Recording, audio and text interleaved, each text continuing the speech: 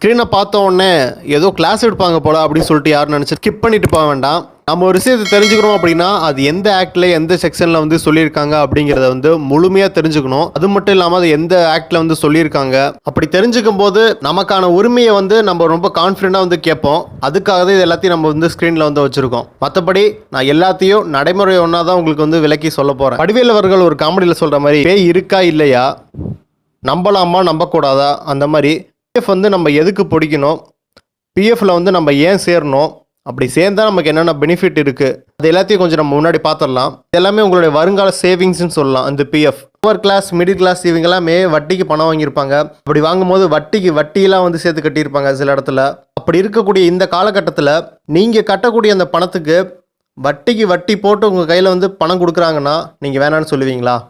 அதுதான் இந்த பிஎஃப். மாதம் ஒரு 1000-1500 வந்து பிடிக்கிறாங்களே, அது இருந்தால் வேறு செலவுக்கு யூஸ் பண்ணிக்குவேன்னு சொல்லிட்டு நீங்கள் எல்லாமே நினைப்பீங்க. ஆனால் அது எல்லாத்தையும் சேவ் பண்ணி வச்சுருந்தீங்க அப்படின்னா ஒரு குறிப்பிட்ட வருஷத்துலேயே வந்து அந்த இன்ட்ரெஸ்ட்டுக்கு மேலே இன்ட்ரெஸ்ட், அதாவது கூட்டு வட்டின்னு சொல்லுவோம், அது எல்லாமே சேரும் போது அந்த தொகை வந்து உங்களுக்கு வருங்காலத்தில் வந்து மிகப்பெரிய வந்து ஹெல்ப் பண்ணும். சரிப்பா, இது எல்லாத்தையும் வந்து நம்ம ரொம்ப நாள் கழிச்சு எடுத்துக்க முடியுமா, உடனே எடுக்கலாமா, எந்தெந்த மாதிரி சூழ்நிலை வந்து நம்ம எடுத்துக்க முடியும் அப்படின்னா, நீங்கள் ஏதாவது வீடு வந்து கட்டுறீங்க, உங்கள் மேரேஜ் செலவுக்கு ஏதாவது நீங்கள் எடுத்துக்கலாம்.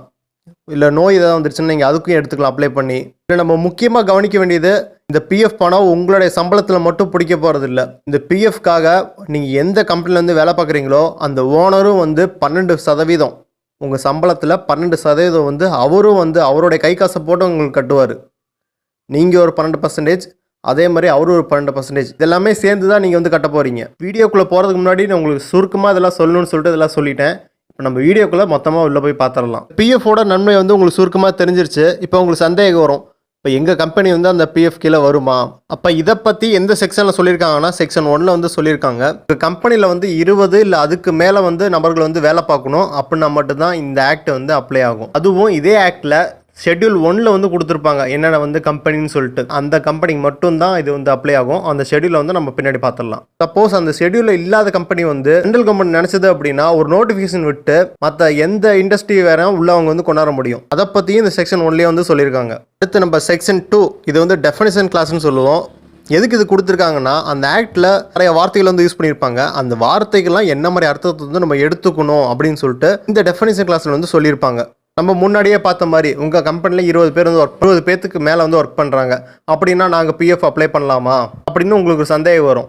ஆனால் அந்த கம்பெனி வந்து என்ன மாதிரி வகையான வேலை வந்து பார்க்குறாங்க அப்படிங்கிறது ரொம்ப முக்கியம். அப்படி அவங்க எந்தெந்த வேலை பார்த்தா இந்த பிஎஃப்ல வந்து அப்ளை பண்ணலாம் அப்படிங்கிறத செக்ஷன் 2ல் கிளாஸ் ஐசியில் வந்து சொல்லியிருக்காங்க. உங்கள் கம்பெனியில் வந்து ஏதாவது ஒரு பொருளை வந்து உருவாக்கணும், இல்லை ஆல்ரெடி இருக்கிற பொருளை வந்து ஏதாவது ஒரு மாற்றம் வந்து சேஞ்ச் ஏதாவது பண்ணணும், ஏதோ ஒரு பொருளை வந்து ரிப்பேர் பார்க்குற மாதிரி, ஏதாவது பழுது பார்க்குற மாதிரி ஏதாவது நீங்கள் ஒர்க் வந்து பண்ணணும் அந்த கம்பெனியில். இல்லை இருக்கக்கூடிய எல்லா பார்ட்ஸையும் சேர்ந்து நீங்கள் ஒரு ஃபினிஷிங் மாதிரி ஏதாவது ஒரு பொருளை வந்து உருவாக்கணும், பேக்கிங் பண்ணக்கூடிய ஒர்க்கு, இல்லை ஆயிலிங் பண்ணக்கூடிய அந்த மாதிரி ஒரு ஒர்க்கு, க்ளீன் பண்ணுற மாதிரியோ, இல்லை ஏதோ ஒரு பொருளை வந்து வாஷ் பண்ணுற மாதிரியோ, இல்லை ஏதோ ஒரு பொருளை வந்து உடைக்கிற மாதிரியோ ஒன்று கொடுத்துருக்காங்க. ஏதோ ஒரு பொருளை ஏதோ ஒன்று பண்ணுறீங்க. இந்த வார்த்தையை ஏன் சேர்த்துருக்காங்கன்னா, நான் சொன்னல அந்த சென்ட்ரல் கவர்மெண்ட் வந்து எனி இண்டஸ்ட்ரியை வேணால் வந்து ஷெட்யூல் 1 கீழே கொண்டாட முடியும்னு சொல்லியிருந்தேன்ல, அந்த பர்பஸ்க்காக இந்த வார்த்தையை வந்து சேர்த்துருக்காங்க. நம்ம மேலே பார்த்த இந்த எல்லா ஒர்க்குமே, மேக்கிங் பண்ணுற மாதிரி எல்லா ஒர்க்குமே நீங்கள் என்ன காரணத்துக்காக பண்ணுறீங்க அப்படிங்கிறது முக்கியம். நீங்கள் அதை வந்து சேல் பண்ணுறதுக்காக பண்ணணும், இல்லை டிரான்ஸ்போர்ட் பண்ணுறதுக்காக பண்ணணும், ஏதோ ஒரு இடத்துல போய் டெலிவரி பண்ணுறதுக்காக பண்ணணும், எப்படியோ ஒரு இடத்துல வந்து அதை டிஸ்போஸ் பண்ணணும். ஆக மொத்தத்தில் இது ஆக்டில் கொடுத்துருக்கூடிய அந்த வார்த்தைகளை வந்து நான் மொத்தமாக சொல்லிட்டேன். இருந்தாலும் இதை பார்க்கும்போது உங்களுக்கு சந்தேகம் வரும், ஒருவேளை நம்ம கம்பெனி வருமோ வராதோ அப்படின்னு சந்தேகம் நிறைய வரும். இது மேலும் தெரியப்படுத்துறதுக்கு தான் இந்த ஷெட்யூல் 1 வந்து கொடுத்துருக்காங்க. அந்த ஷெட்யூலில் நிறைய இண்டஸ்ட்ரி இருக்கும், நம்ம செப்பரேட்டாக ஒரு வீடியோ கூட போடுவோம். அடுத்து உங்களுக்கு இன்னொரு சந்தேகமும் வரும், எங்கள் ஆஃபீஸில் 20 பேர் ஒர்க் பண்ணுறாங்க, நீங்கள் சொன்ன மாதிரி இந்த மாதிரி ப்ராசஸ் எல்லாமே பண்ணுறாங்க, ஏதோ ஒரு பொருளை உருவாக்குறாங்க, ஆனால் அந்த உருவாக்குற இடத்துல நான் இல்லை, ஆஃபீஸ் விட்டு நான் அந்த காம்பவுண்ட் சேர்த்துக்கிட்டே இருக்கேன், நான் அந்த பிஎஃப் அப்ளை பண்ண எலிஜிபிள் இருக்கா, நான் அப்ளை பண்ணலாமா அப்படிங்கிற சந்தேகம் உங்களுக்கு வரும். அந்த சந்தேகத்துக்கு உண்டான ஆன்சரை இதே ஆக்டில் வந்து செக்ஷன் 2ல் கிளாஸ் எஃப்லையும் கிளாஸ் ஜிலையும் வந்து சொல்லியிருக்காங்க. சிம்பிளாக சொல்லிடுறேன், அந்த பொருளை உருவாக்குறாங்கல்ல, அந்த உருவாக்குறது ஒன்றா உங்களுக்கு சம்மந்தம் இருக்கணும், ஏதோ ஒரு இடத்துலேருந்து கனெக்ஷனாக இருக்கணும். உதாரணத்துக்கு சொல்லணும் அப்படின்னா நீங்கள் போய் அந்த பொருளை வந்து டெலிவரி கூட பண்ணலாம். டெலிவரி எப்படி உள்ள வருது அப்படின்னு சொல்லிட்டு உங்களுக்கு சந்தேகம் வரும். இதுக்கு முன்னாடி அந்த கிளாஸ் ஐசியிலே பார்த்துட்டோம், இந்த மேக்கிங், ஃபினிஷிங் இந்த மாதிரி ஒர்க்கெல்லாம் எதுக்கு பண்ணுறாங்க, கடைசி அதோட பர்பஸ் என்ன, இது போய் டெலிவரி பண்ணுறது, சேல் பண்ணுறது, இதுக்கு தான். அடுத்து உங்களுக்கு இன்னொரு சந்தேகம் வரும், ஃபேக்ட்ரினா எங்கள் ஆஃபீஸ் வந்து செட்லாம் போட்டிருக்காது, சும்மா ஓப்பன் பிளேஸ் தான் அப்படின்னு சொல்லிட்டு அவங்க இன்னொரு சந்தேகம் வரும். இந்த சந்தேகத்துக்கு ஆன்சராக தான் இதே ஆக்டில் வந்து செக்ஷன் 2ல் கிளாஸ் ஜியில் வந்து கொடுத்துருக்காங்க. ஃபேக்ட்ரினா என்னென்ன அப்படிங்கிறத தெளிவாக விளக்கி சொல்லியிருக்காங்க. எந்த இடமா வேணால் இருக்கலாம், அதுதான் ஃபேக்ட்ரி. ஃபேக்ட்ரியோட பவுண்டரி லைன் வந்து எது வரையும் இருக்கோ அது எல்லாமே அந்த ஃபேக்ட்ரிக்குள்ளே அடங்கி தான் வரும். ஆனால் அந்த ஃபேக்ட்ரியில் நம்ம முன்னாடியே பார்த்த மாதிரி அந்த மேனுஃபேக்சரிங் ஒர்க் வந்து அங்கே வந்து நடக்கணும். அதே மாதிரி அந்த இடத்துல வந்து அவங்க மின்சாரம் வந்து யூஸ் பண்ணலாம், யூஸ் பண்ணாமையும் இருக்கலாம். இதுவும் ஃபேக்ட்ரிக்குள்ளே தான் வரும். அடுத்து நீங்கள் முக்கியமாக தெரிஞ்சுக்க வேண்டியது செக்ஷன் 2 கிளாஸ் எஃப்ல அந்த எம்ப்ளாயி டெஃபினிஷன்லேயே வந்து சொல்லியிருப்பாங்க. ஓனரால் நேரடியாக வந்து வேலைக்கு சேர்ந்துருக்கலாம், வேற ஒரு கான்ட்ராக்ட் மூலியமாக வந்து உங்களை வந்து பணிக்கு வந்து வச்சிருக்கலாம். அப்படி வச்சிருந்தாலும் நீங்கள் வந்து இந்த சட்டத்துக்கு கீழே வந்து வருவீங்க. நம்ம முன்னாடியே பார்த்த மாதிரி ஓனர் வந்து உங்களுக்காக 12% வந்து பிஎஃப்க்கு வந்து கொடுப்பாங்கன்னு சொன்னான்ல, அப்படி கொடுக்கணும் அப்படிங்கிறத வந்து எந்த செக்ஷனில் வந்து சொல்லியிருக்காங்கிறத நீங்கள் தெரிஞ்சுக்கணும்ல, அது ரொம்ப ரொம்ப முக்கியமில்ல. அந்த செக்ஷனை பார்த்துடலாம். அதை பற்றி எந்த செக்ஷனில் சொல்லியிருக்காங்கன்னா இந்த ஆக்டில் செக்ஷன் 6ல் வந்து சொல்லியிருக்காங்க. அவரும் வந்து 10% வந்து கொடுக்கணும்.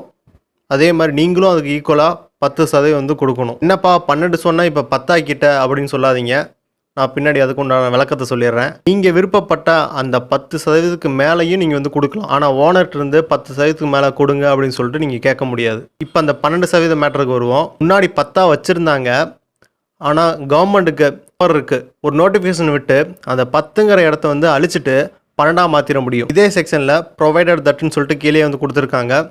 இப்போ நடைமுறையில் 12% தான் இருக்குது. அடுத்து நம்ம பார்க்க போகிறது எம்ப்ளாயி ப்ராவிடென்ட் ஃபண்டு ஸ்கீமு 1952 1912. நம்ம இதுக்கு முன்னாடி அந்த பார்த்துருப்போம்னு அந்த சட்டத்தை பேஸ் பண்ணி சென்ட்ரல் கவர்மெண்ட்டுக்கு வந்து பவர் இருக்குது. ஏதோ ஒரு ரூல் வந்து அவங்க மேக் பண்ண முடியும். அப்படி ஒரு ரூல் மேக் பண்ணது தான் இப்போ நம்ம பார்த்த இந்த ஸ்கீம். இந்த ஸ்கீமில் வந்து ரூல் நம்பர் 26, நம்ம ரூல் நம்பர் 26 அதை பார்த்துருவோம். உங்களுக்கு ஒரு சந்தேகம் இருக்கும், நான் போய் இப்போதப்போ வேலையிலே சேர்ந்துருக்கேன், எடுத்தோன்னே பிஎஃப் வந்து அப்ளை சொல்லி நான் கேட்க முடியுமா, எனக்கு ரைட்ஸ் இருக்கா அப்படின்னு சொல்லிட்டு உங்களுக்கு சந்தேகம் இருக்கும். இதுக்கு முன்னாடி 1952 வந்தக்கூடிய அந்த ஸ்கீமில் தான் வந்து நீங்கள் சேர்ந்ததுலேருந்து ஒரு வருஷம் கழிச்சதுக்கப்புறம் தான் நீங்கள் வந்து அப்ளை பண்ண முடியும் அப்படின்னு 1952 இருந்தது.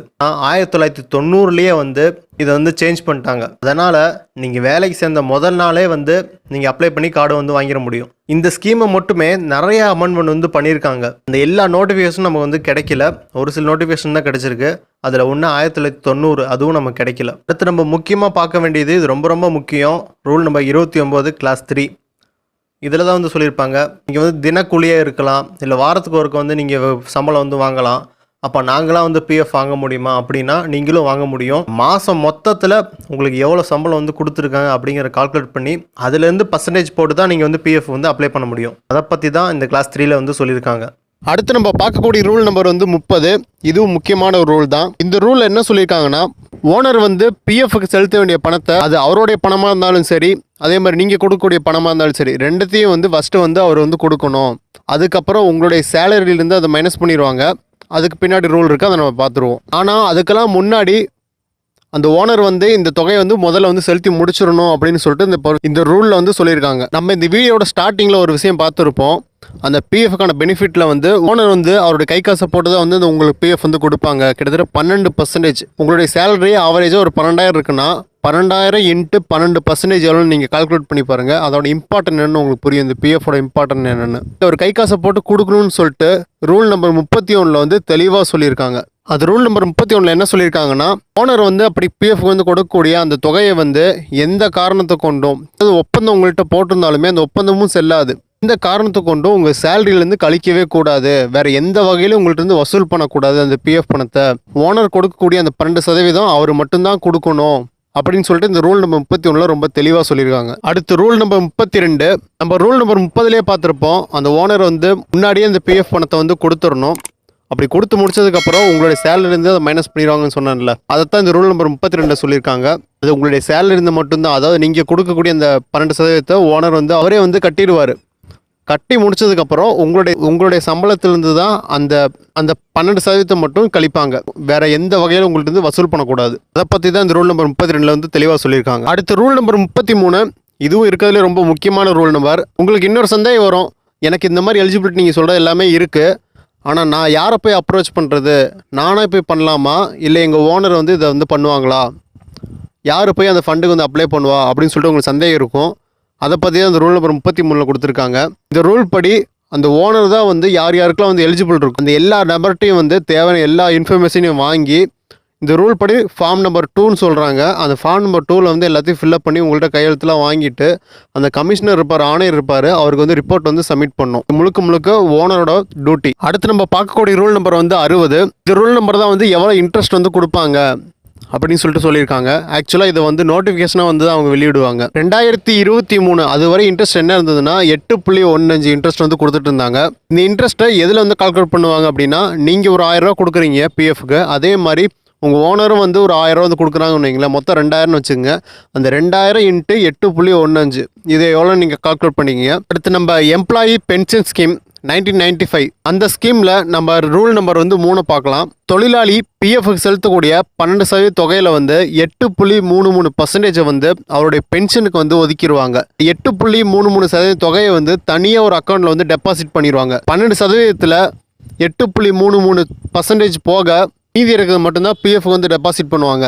இதை ஏன் இப்படி பண்ணுறாங்கன்னா, நீங்கள் ரிட்டையர் ஆனதுக்கப்புறம் உங்களுக்கு மாதம் குறைஞ்சபட்ச தொகையாவது வந்து கைக்கு வரணும் அப்படின்னு சொல்லி இந்த மாதிரி வந்து தனியாக வந்து ஒதுக்கிடுறாங்க. இதில் கூடுதலாக இன்னொரு பெனிஃபிட் என்னன்னா, சென்ட்ரல் கவர்மெண்ட்டே வந்து பார்த்தீங்கன்னா 1.16% வந்து எக்ஸ்ட்ராவாக கொடுத்து பென்ஷனுக்கு வந்து ஒதுக்குறாங்க. அப்போ பென்ஷனுக்குன்னு பார்த்தீங்க அப்படின்னா நீங்கள் கொடுக்கக்கூடிய அந்த 8.33 ப்ளஸ் சென்ட்ரல் கவர்மெண்ட் பார்த்தீங்கன்னா 1.16% கிட்டத்தட்ட ஒரு 9%க்கு மேலே பென்ஷனுக்காக உங்களுக்கு வந்து தனியாக ஒதுக்குறாங்க. இப்போ இதுவரை நம்ம பார்த்தது எல்லாமே ஆக்டை பார்த்துருப்போம், ரூல்ஸை பார்த்துருப்போம், நிறைய விஷயங்கள் வந்து பார்த்துட்டோம்.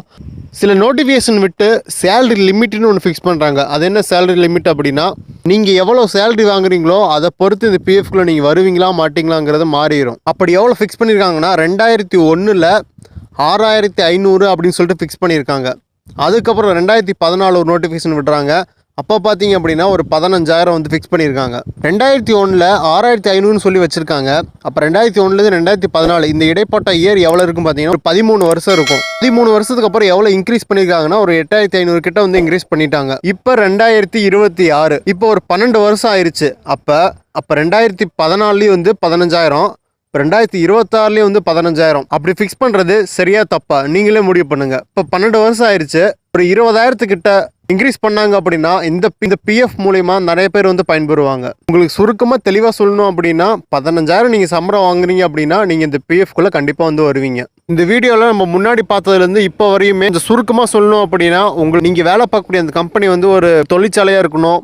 நம்ம செக்ஷனில் சொன்ன மாதிரி அவங்க என்னென்ன மேக்கிங் பண்ணுறாங்களா, ஃபினிஷிங் பண்ணுறாங்களா, இந்த எல்லா விஷயத்தையும் வந்து அவங்க பண்ணணும். அதே மாதிரி 20 பேருக்கு அதிகமாக வந்து அவங்க அந்த இடத்துல வந்து வேலை பார்க்கணும். அதே மாதிரி நீங்கள் வாங்கக்கூடிய சேலரி 15000க்கு உள்ளே இருக்கணும். அப்படிங்கும்போது நீங்கள் வந்து பிஎஃப் வந்து எலிஜிபிள் ஆயிடுவீங்க. நம்ம முன்னாடியே பார்த்துருப்போம், இந்த ஆக்டில் வந்து ஷெட்யூல் 1 தான் வந்து எந்தெந்த இண்டஸ்ட்ரி வந்து சொல்லியிருக்காங்க. அதில் வந்து நம்ம செப்பரேட்டாக கூட ஒரு வீடியோ போட்டுருவோம். ஆனால் இந்த வீடியோவில் நம்ம பர்டிகுலராக சில விஷயத்தை குறிப்பிட்டு சொல்ல வேண்டியது இருக்குது. சென்ட்ரல் கவர்மெண்ட் நினச்சது அப்படின்னா எந்த இண்டஸ்ட்ரி வேணால் வந்து இந்த ஆக்டில் வந்து கொண்டாட முடியும்னு சொல்லிட்டு நம்ம பார்த்துருப்போம். அதுக்கு உதாரணமாக வந்து ஒரே ஒரு நோட்டிஃபிகேஷனை மட்டும் நான் உங்களுக்கு ஷோ பண்ணுறேன் ஸ்க்ரீனில். இப்படி எந்த இண்டஸ்ட்ரி வந்து அவங்க கொண்டாந்துருக்காங்க அப்படின்னா, பெட்ரோலியம் யாரெல்லாம் வந்து ஸ்டோர் பண்ணுறாங்களோ அவங்கள வந்து உள்ளே கொண்டாந்துருக்காங்க. அதுக்கான நோட்டிஃபிகேஷன் தான் இப்போ உங்களுக்கு ஸ்க்ரீனில் வந்து ஷோ ஆகும். இந்த நோட்டிஃபிகேஷனில் என்ன சொல்லியிருக்காங்க அப்படின்னா, அவங்க ஸ்டோரேஜ் பண்ணலாம், டிரான்ஸ்போர்ட் பண்ணலாம், இல்லை டிஸ்ட்ரிபியூட் பண்ணலாம். இதெல்லாம் பார்த்தீங்க அப்படின்னா பெட்ரோலியமாக இருக்கலாம், இல்லை நேச்சுரல் கேஸ். இந்த ரெண்டத்தையும் மட்டும் யாரெல்லாம் இப்படி பண்ணுறாங்களோ அவங்க எல்லாருமே இந்த ஆக்டிகில் வந்து வருவாங்க. அதே மாதிரி பெட்ரோல் இல்லை நேச்சுரல் கேஸ் சார்ந்த ஏதாவது ப்ராடக்ட் எதாக இருந்தாலும் சரி, அதையும் இதே மாதிரி ஏதாவது டிரான்ஸ்போர்ட்,